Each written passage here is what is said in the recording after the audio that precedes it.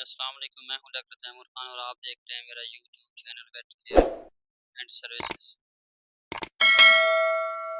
یہاں کا مسئلہ یہ ہے کہ ناظرین فارمر کے پاس جو ہے تین چار جو ہے گائے ہیں اچھی نسل کی جو کافی دودھ دیتی ہیں اور ساتھ میں بھینسیں بھی ہیں، لیکن ان کی جو گائے ہیں ساری ان کا مسئلہ یہ ہے، یہ آپ کو نظر آ رہی ہے کہ ان میں سے کوئی گائے بھی پریگننٹ نہیں ہے، کوئی گائے بھی حاملہ نہیں ہے، ساروں کو ایک ایک سال سے اوپر ہو گیا ہے۔ تو کوئی جو ہے خاموش ہیں، بالکل ہیٹ میں ہی نہیں آ رہی، کوئی اگر آ رہی ہیں تو ان کے جو ہے وہ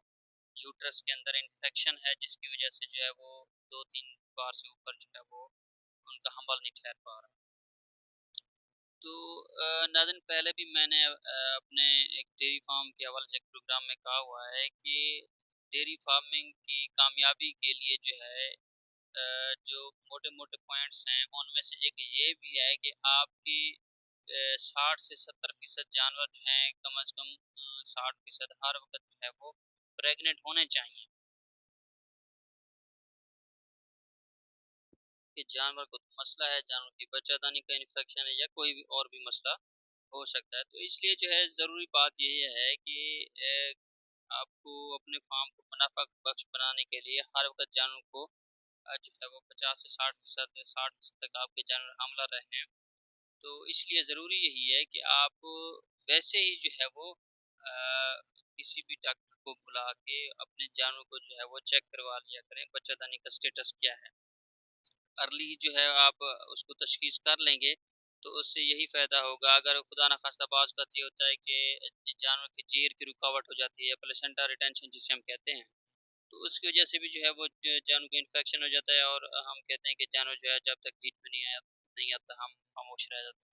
کہ جانور ہیٹ میں آئے گا تو ہم اس کو جو ہے یہی کریں گے، لیکن وہ تو جانور ایک ایک سال سے اوپر گزار دیتا ہے۔ تو اس کے لیے بہتر یہ کہ جب اس کا ٹائم سے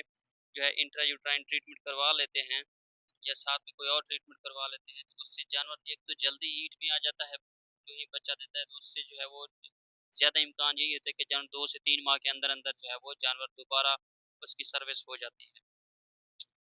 یہی کر دی جاتی ہے، یا آپ کہہ لیں کہ جانور اس قابل ہو جاتا ہے کہ اب اس کی بریڈنگ کی جائے۔ تو اس طریقے سے جو ہے وہ ناظرین اگر ان چیزوں کو آپ ذہن میں رکھیں کہ میں نے ہر صورت جو ہے اپنے سٹاک کو، اپنے فلاک کو جو ہے وہ 60% تک جو ہے وہ پریگننسی کے اوپر لے کے آنا ہے، تاکہ ہر وقت جو ہے وہ جانور میرے دودھ کے اوپر بھی ہوں اور ساتھ میں خود پریگننٹ بھی ہوں، تو تبھی جا کے جو ہے اپنے فارم کو منافع بخش کر سکتے ہیں۔ ورنہ فریزن کے لیے جو ہے آپ کو ایک چیلنج لے کے جو ہے وہ آگے جانا ہوتا ہے، کیونکہ فریزن نسل کے لیے آپ کو جو ہے پھر زیادہ جو ہے وہ مسائل سامنا کرنا پڑ سکتے ہیں اگر آپ ان کو ڈیلے کر دیں گے، تو ان کے لیے جو ہے آپ کو کیئر بھی زیادہ کرنی پڑے گی، ساتھ ساتھ اور ساتھ میں یہ آپ کے لیے غیر معاشی ثابت ہو جائیں گے۔ تو ضروری بات یہی ہے یاد رکھنے والی کہ آپ اپنے ذہن میں ٹارگٹ رکھیں کہ میں نے 60% جانور ہر صورت اپنے فارم کے اوپر پریگننٹ رکھنے ہیں، اور ان کے جو ہے ارلی جو ہے